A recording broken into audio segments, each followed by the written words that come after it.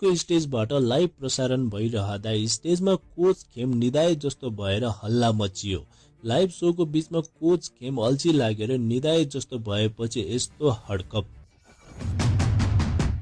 Coach खेमको यस्तो हालत प्रमोदले देखेपछि सोधिहाल्नुभयो, कोच खेम आज निराश देखिन्छौ त? कोच खेम सेन्चुरीले जवाफ फर्काउनु भयो, मलाई जागर लाग्ने बनाइदिनु न त। पुरै निराशै देखिरहेको छु क्या, मलाई जागर लाउने बनाइदिनु नि त। अब त सबै कोचहरूले कोच खेमलाई फकाउन थालिहाल्नु भयो।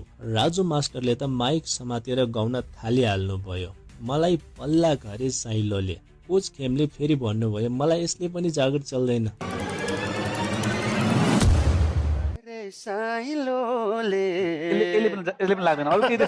अन्तत कसैले कोच खेमलाई फकाउन नसकेपछि उहाँले दुखी हुनुको कारण गीत मार्फत सुनाउनु भयो। आज मलाई जागर लाएन, राम्रो ट्यालेन्ट मसँग आएन, खैरानीमा गेट, अन्तै दिल बस्यो कि ट्यालेन्टको हुनै छाड्यो भेट।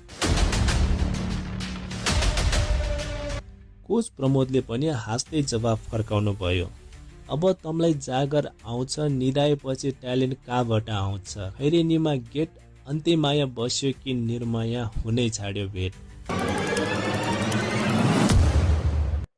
हे अब तमलाई जागर लाउँछ, जागर लाउँछ, निदाएपछि काटेलेन्ट आउँछ, खैरेनीमा गेट। यतिले पनि चित्त नबुझेको देखेर कोच खेमले फेरि जवाफ फर्काउनु भयो, कोच प्रमोद बाठाको बोस भन्ने, राम्रो ट्यालेन्ट आफैमा होस् भन्ने, खैरेनीमा गेट, अन्तै दिल बस्यो कि निर्माया हुनै छाड्यो भेट। कोच प्रमोद बाठाको बोस भन्ने के हो, बाठाको बोस भन्ने, राम्रो ट्यालेन्ट आफैलाई होस् भन्ने, खैरेनीमा गेट। अब त सबैले लाग्यो कोच खेमको निन्द्रा भगाउन त कुनै सुपर पावरै चाहिन्छ। अनि स्टेजमा आइन् ती चेली, को हुन् तिनी, आउनुस् हेरौँ।